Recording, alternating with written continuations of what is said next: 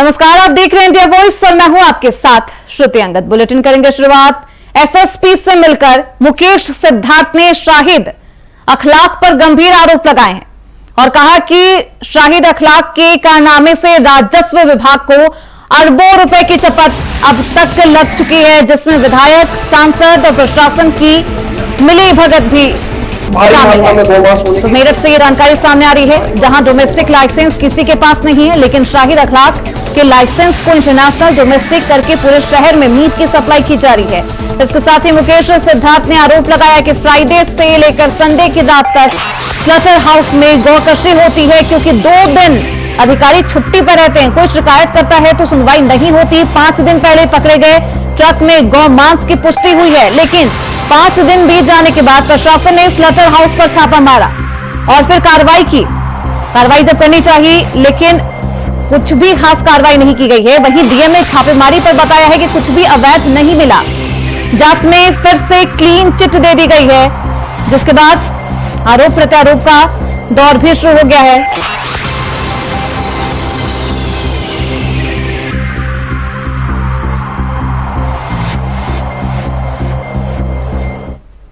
बारे में बात करना है। बुरी बात पे लोग विश्वास नहीं करते थे, अधिकारी लोग कहते थे मुकेश गलत कह रहा है। लेकिन अब क्योंकि एक ट्रक पकड़ा गया, उसमें शाहिद अखलाक साहब का फैक्ट्री का माल था। ये क्या करते हैं शाहिद अखलाक साहब, ये कटान करते हैं शुक्रवार की सुबह से चालू गायों का, और इतवार के 12 बजे बंद कर देते हैं, क्योंकि इस दौरान ज्यादातर शुक्रवार शनिवार तक ज्यादातर अधिकारी छुट्टी पे होते हैं, कार्रवाई हो नहीं पाती। लेकिन अब जो है एसएसपी नहीं आ गए, एसएसपी ईमानदार है, तो अब जो भी जांच रिपोर्ट आएगी, जांच रिपोर्ट में आ गया क्लियर कि गाय का मीट मिला है। अब इसमें लेकिन क्योंकि 11 अधिकारी होते हैं जांच करने के लिए, जो आपको याद होगा के बालाजी और प्रभाकर चौधरी ने एक टीम गठित की थी, जिसमें जांच हुई थी, वो बाद में दबा दी गई थी। जांच रिपोर्ट दबा दी गई थी। जांच तो भी दब गई है। डीएम साहब तो कह रहे हैं कुछ ऐसा मिला ही नहीं, डीएम साहब कह रहे हैं तो ये तो आप जो जांच रिपोर्ट आई है आप मांग लें, सार्वजनिक मांग लें। जानकारी के साथ हमारे संवाददाता शाहरुख सैफी हमारे साथ जुड़ चुके हैं। शाहरुख, क्या कुछ है ये पूरा मामला और मुकेश सिद्धार्थ का क्या कुछ कहना है? जी बिल्कुल श्रुति, मैं आपको बताना चाहूंगा ये मामला ये मेरठ से जुड़ा है, जिसमें पूर्व सांसद शाहिद अखलाक की हापुड़ रोड पर यहाँ फैक्ट्री है, और जिसको लेकर के अभी कुछ दिन पहले गाजियाबाद में एक भारी मीट बरामद हुआ था। गोमांस को लेकर के वहाँ के गौरक्षा दलों के नेता ने यहाँ मेरठ के शाहिद अखलाक की फैक्ट्री पर पहुंच करके घंटों हंगामा किया और प्रदर्शन किया, जिसमें जांच बैठी और जांच अभी भी फिलहाल चल रही है। और उसी के बाद लगातार इसमें टूल पर टूल पकड़ा जा रहा है। हिंदूवादी नेताओं ने कई गंभीर आरोप लगाए हैं, कहा है कि यहाँ पर गौमांस काटा जाता है और उसकी सप्लाई शहर भर में की जाती है। उसके बाद अब पूर्व मंत्री मुकेश सिद्धार्थ आज मेरठ के एसएसपी ऑफिस पहुंचे और पहुंच करके उन्होंने भी काफी गंभीर आरोप लगाए हैं। कहा है कि शाहिद अखलाक की फैक्ट्री में फ्राइडे से लेकर के संडे तक यहाँ गोमांस का कटान होता है और उसकी सप्लाई पूरे शहर में की जाती है, और इस पर अगर कोई शिकायत की जाती है तो उस टाइम अधिकारी छुट्टी पर होते हैं, कोई शिकायत किसी की माने नहीं होती है, ना कोई कार्रवाई उस पर की जाती है। और ये प्रशासन की मिली भगत से शाहिद अखलाक को डोमेस्टिक लाइसेंस मिला था, उसको इंटरनेशनल लाइसेंस कर दिया गया है, क्योंकि उसमें प्रशासन की बड़ी मिली भगत भी बताई गई है। और इसी के चलते वहां पर जांच बैठी और जांच हुई है, लेकिन शाहिद अखलाक को क्लीन चिट मिल चुकी है, कोई कार्रवाई इसमें नहीं की गई है। जी बिल्कुल शाहरुख, ऐसे में लगातार चाहे वो विधायक हो या फिर प्रशासन की तरफ लगातार उंगलियां भी उठाई जा रही है। सवाल ये भी बनता है कि आखिर कितनी बार शिकायत की जा चुकी है और अभी तक इस पूरे मामले पर क्या कुछ कार्रवाई हुई?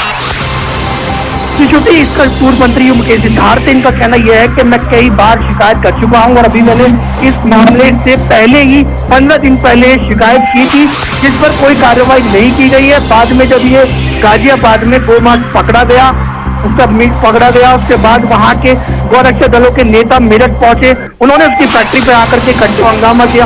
उसके बाद प्रशासन जागा है, प्रशासन वहां मौके पर पहुंच करके वहां जांच की जाती है, लेकिन जांच के बाद उसमें कोई भी किसी तरीके की कोई कार्रवाई नहीं की जाती है और उसको क्लीन चिट दी जाती है।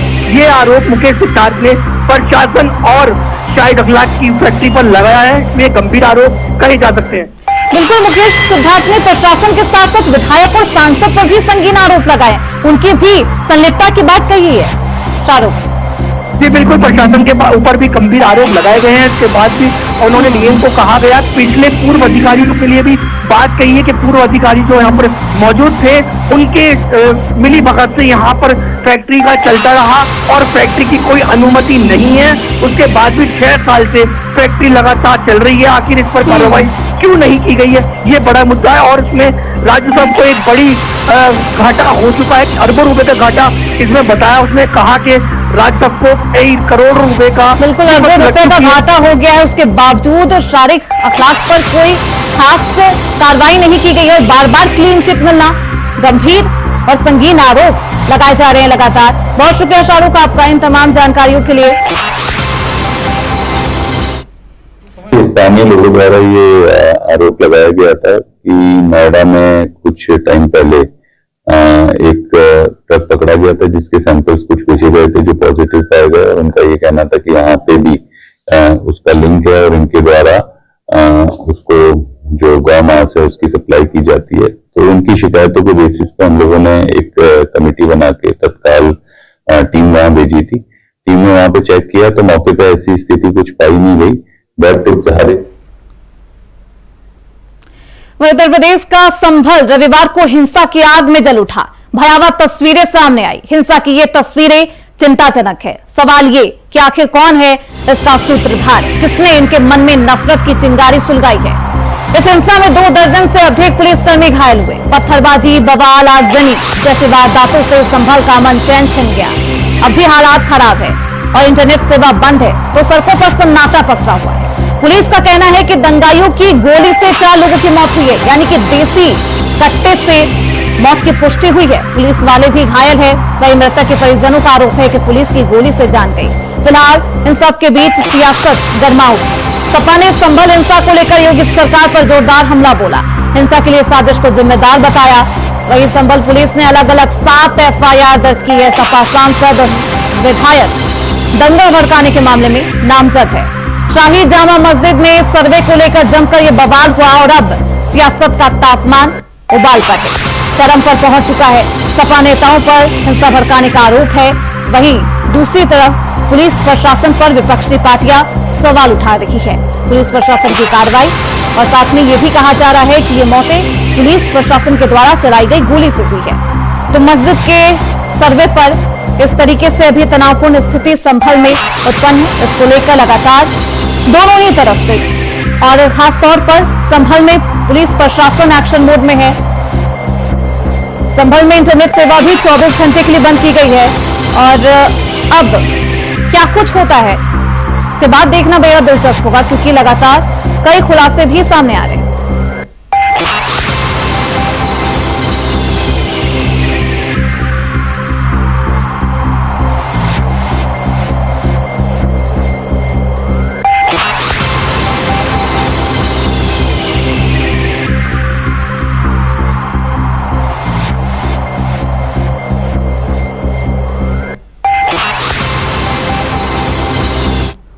ऐसे में संभल विवाद पर इंडिया वॉइस ने दिग्गजों से खास बातचीत की और किसने क्या कुछ कहा, आइए आपको सुनवाते हैं।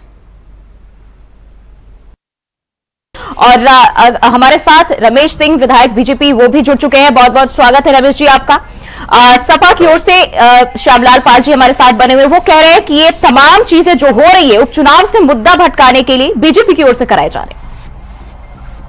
मैडम देखिए, उपचुनाव तो हो चुके हैं, अभी कौन सा बीजेपी मुद्दा भटकाएगी।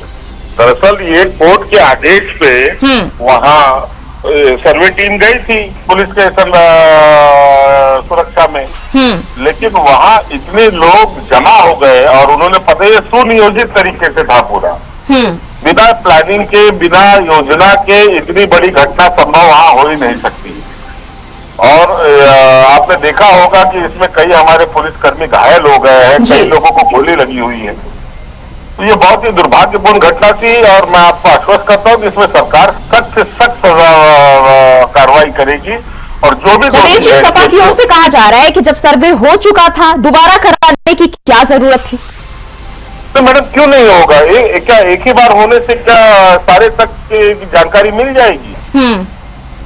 कोर्ट में अगर सक्षम विभाग को अगर अपनी रिपोर्ट जमा करनी है तो उनको उसकी पुष्टि बार बार करनी होगी जी।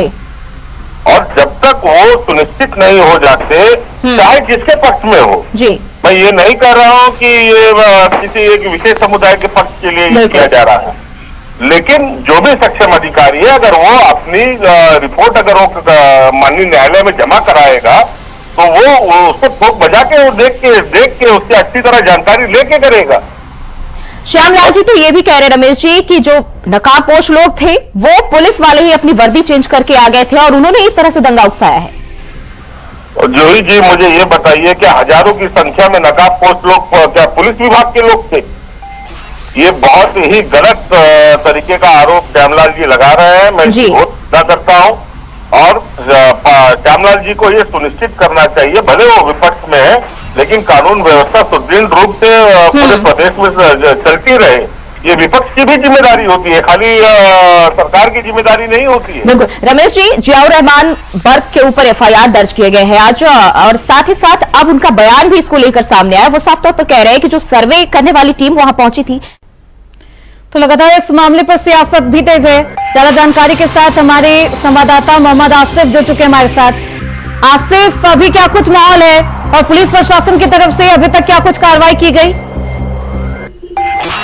अगर बात करें संभल शाही जामा मस्जिद सर्वे के दौरान सवाल के बाद स्थिति को पुलिस धरपकड़ में जुटी हुई है। 25 लोगों को पुलिस ने गिरफ्तार कर जेल भेज दिया है और सबसे बड़ी बात है कि संभल के सपा सांसद जियाउर रहमान बर्क और विधायक समेत कई लोगों पर एफआईआर दर्ज हो गई है। हालांकि सपा सांसद को देखकर सपा प्रमुख अखिलेश यादव ने मोर्चा भी खोला और कहा कि जो सरकार है वो जानबूझकर दंगा करा रही है। बर्क घटना के समय नहीं थे फिर भी उसका नाम लिया जा रहा है। अगर बात करें मौके की स्थिति की तो वहाँ पर कर्फ्यू लगा दिया गया है, ड्रोन कैमरे से निगरानी रखी जा रही है और डीजीपी प्रसाद कुमार पल पल की नजर गड़ाई हुई है और डीजीपी ने वहाँ के डीआईजी और पुलिस कमिश्नर से भी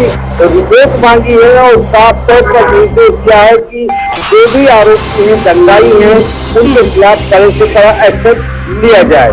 लेकिन सुनते जिस तरह से इस मामले में अब सियासत की एंट्री हो गई है, सियासत तेज हो चली है, चाहे सपा प्रमुख अखिलेश यादव की बात करें, बसपा प्रमुख मायावती की या फिर AIM प्रमुख असदुद्दीन। बिल्कुल आसिफ, इस पूरे मामले पर सियासत तेज हो गई है, खासतौर पर जब से समाजवादी पार्टी के सांसद जियाउर रहमान बर्क का इस पूरे मामले में नाम आया है। एफआईआर दर्ज कर ली जा चुकी है इस पूरे मामले में उनके खिलाफ। किस आधार पर एफआईआर दर्ज हुई है? क्योंकि लगातार उनके लोकेशन को लेकर अखिलेश यादव बयानबाजी कर रहे हैं कि वो वहां पर मौजूद ही नहीं थे।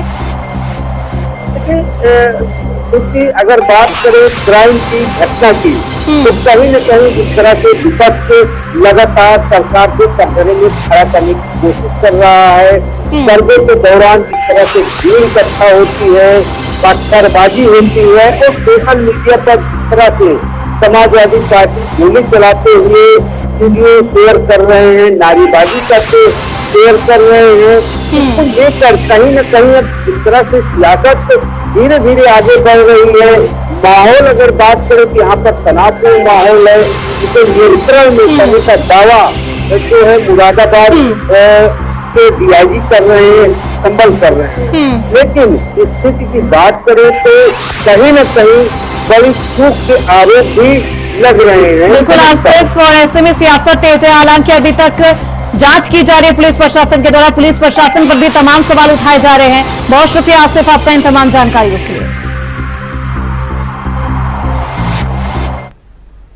साथ ही संभल की स्थिति को लेकर हमारे साथ चर्चा के लिए AIMIM के प्रदेश अध्यक्ष शौकत अली जी जुड़ गए हैं। शौकत अली जी, आपका बहुत बहुत स्वागत है इंडिया वॉइस पर। Thank you. शौकत अली जी, क्या कुछ कहिएगा संभल हिंसा को लेकर? देखिए, सबसे पहली चीज तो सबसे बड़ा सवाल खड़ा होता है कोर्ट के ऊपर।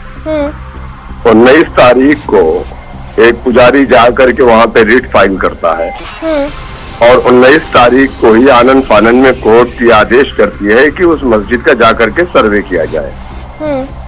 और शाम को 6 बजे डीएम और एसपी की निगरानी में वहां पर लोग सर्वे के लिए भी पहुंच जाते हैं। अंधेरा होने के बाद कौन सा सर्वे, ये चीज मेरे समझ में नहीं आया। इतनी जल्दबाजी क्या थी, जबकि आपने मस्जिद कमेटी को किसी तरीके का कोई नोटिस नहीं किया। आपको मस्जिद कमेटी को उनका अपना पक्ष रखने के लिए आपको दूसरी चीज ये है, 1991 का जो place of active worship act है, आपने उसको दरकिनार कर दिया।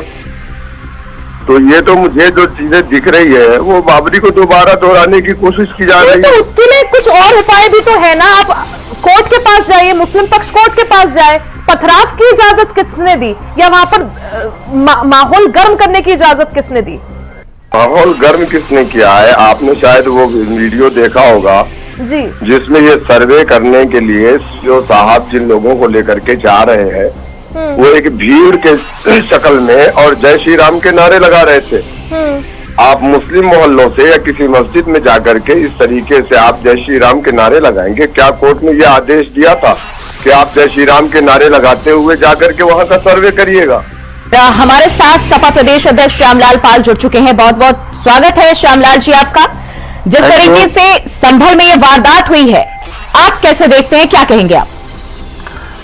भारतीय जनता पार्टी उत्तर प्रदेश के चुनाव सहित पूरे देश के चुनाव में बड़ी बेईमानी की है और जिस तरह से समाजवादी वोटरों को वोट देने से रोकने का काम किया है पुलिस प्रशासन के माध्यम जी, अधिकारियों के माध्यम से, तो वो पूरे प्रदेश की जनता का ध्यान इनकी बेईमानी पर निगाह न जाए, वो ले जाकर के संभल पर मस्जिद के मामले में बिना किसी को बताए सर्वे की रिपोर्ट चली गई, जबकि इस मस्जिद के बारे में पहले से ही सर्वे हो चुका।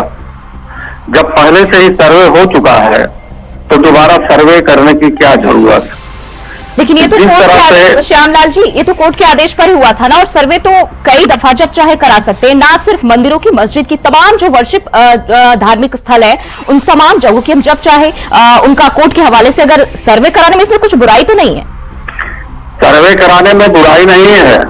इस देश, यह देश सभी जाति धर्म के लोगों का है और सबकी अपनी अपनी एक पहचान है जी। लेकिन ये सांप्रदायिक पार्टी देश में जाति के नाम पर, धर्म के नाम पर एक दूसरे में मतभेद पैदा कर रही है। समाजवादी पार्टी से विधायक इकबाल महमूद जी हमारे साथ जुड़ गए हैं। इकबाल जी, आपका बहुत बहुत स्वागत है इंडिया वॉइस पर। जी धन्यवाद। इकबाल जी, जिस तरह से संभल हिंसा की अगर बात करें, अब राजनीति भी इस मामले में गर्मा गई है, लेकिन समाजवादी पार्टी से जो सांसद है जियाउर रहमान बर्क, उन पर और एक और नेता पर जो है एफआईआर दर्ज हो गई है, क्या कुछ कहिएगा? दूसरा नेता कौन है? स्थानीय विधायक के बेटे सोहेल का नाम सामने आया है। जी, वो मेरा बेटा है। क्या कहिएगा महमूद जी? मेरे बेटे आके इन्वॉल्व होने के बाद मैं क्या कहूँ? हमने तो हमेशा पुलिस को, प्रशासन को सहयोग किया है, संभल में शांति बनी रहे, ये हमारा प्रयास रहा है। हमें तो इस बात के लिए भी गर्व है, मुझे इस बात के लिए कि संभल के प्रशासन ने हमारे बेटे की तारीफ की। उन्होंने ये कहा कि जिस दिन सर्वे हुआ था 19 तारीख को, आपका बेटा जामा मस्जिद में रहा हमारे साथ और उसने बहुत सहयोग किया, कुछ नहीं होने दिया। उसके बाद भी अगर हमारे बेटे का नाम आ जाए तो अफसोस के अलावा कुछ नहीं कर। नहीं, लेकिन अगर तारीफ की है इकबाल जी, तो आखिर आपके बेटे का नाम सामने क्यों आ रहा है? एफआईआर किस वजह से? तो ये बात तो वो बताएंगे प्रशासन, मैं तो नहीं समझ सकता। मैं नहीं, आपकी बात हुई होगी पुलिस अधिकारियों से, क्या कुछ कह रहे हैं? मेरा फोन नहीं उठ रहा, मैं कर रहा हूँ, मेरा फोन नहीं उठ रहा। अच्छा। वही जनपद सीतापुर कोतवाली देहात क्षेत्र अंतर्गत कनवाखेड़ा गांव के पिराई नदी पुल के पास मांगलिक कार्यक्रम से वापस लौट रहे व्यापारियों से बदमाशों ने असहले के बल पर लूट की वारदात को अंजाम दिया। बदमाश व्यापारी से सोने की चेन और 5,000 रुपए के साथ स्विफ्ट कार की चाबी भी मौके से ले भागे। बदमाशों का बाइक से भागते हुए वीडियो सीसीटीवी में कैद हो गया है। सूचना मिलते ही मौके पर पुलिस बल जांच के लिए पहुंची।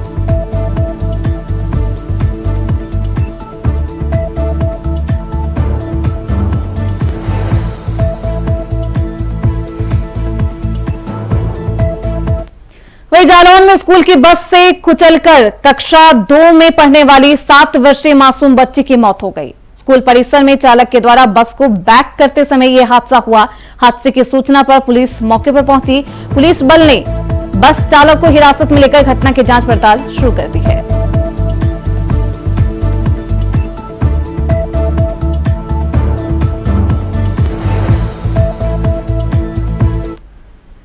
वहीं बागेश्वर धाम पीठाधीश्वर धीरेन्द्र कृष्ण शास्त्री ने सनातन हिंदू एकता पदयात्रा के दौरान कहा कि कुछ धर्म विरोधी ताकतें लव जिहाद, जिहादी मानसिकता तथा अन्य बुराइयों के माध्यम से कुछ हिंदू विरोधी ताकतें हमारे हजारों वर्ष पुराने धरोहरों और भाईचारे आघात पहुंचाने का काम कर रही है। सनातन हिंदू एकता पदयात्रा के 5वें दिन बागेश्वर धाम पीठाधीश्वर बोले, हमें अपने पूर्वजों की धरोहर को बचाने के लिए सभी हिंदुओं को एकजुट होना होगा।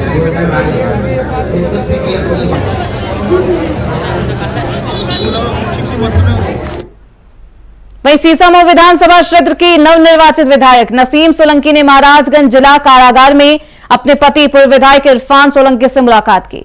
इस मुलाकात के दौरान नसीम सोलंकी अपनी दोनों बेटियों और कानपुर के 2 विधायकों मोहम्मद हसन रोनी और अमिताभ वाजपेयी के साथ मौजूद रही। आपको बता दें कि इरफान सोलंकी पर आगजनी और अन्य गंभीर आरोप हैं, जिसके कारण वे इस समय महाराजगंज जिला कारागार में बंद हैं। पहली बार अपनी जीत के बाद नसीम सोलंकी ने महाराजगंज जिला कारागार में जाकर अपने पति से मुलाकात की है।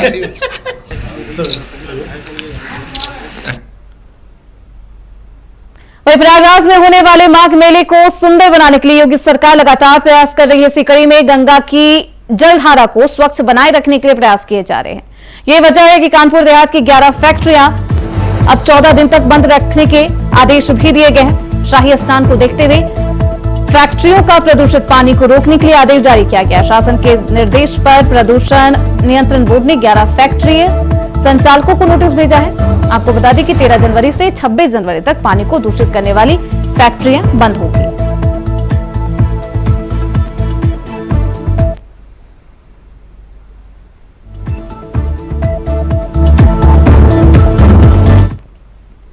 उत्तर प्रदेश की राजधानी लखनऊ में स्थित बीजेपी दफ्तर पर अपनी मांगों को लेकर लेखपाल भर्ती में चयनित दिव्यांगों ने जोरदार प्रदर्शन किया। दिव्यांग अभ्यर्थी नियुक्त पत्र की मांग को लेकर पिछले 11 महीने से प्रदर्शन कर रहे हैं। अभ्यर्थियों का कहना है कि हमें नियुक्ति पत्र देने के बजाय सरकार और प्रशासन के लोग परेशान कर रहे हैं।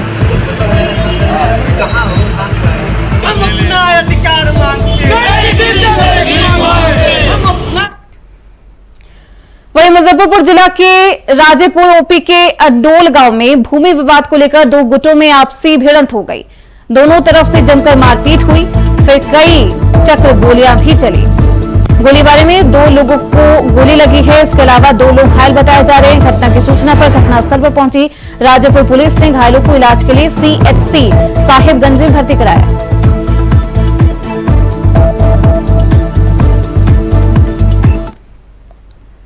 फिलहाल इसी के साथ इस बुलेटिन में बस इतना ही। देखते रहिए इंडिया वॉइस।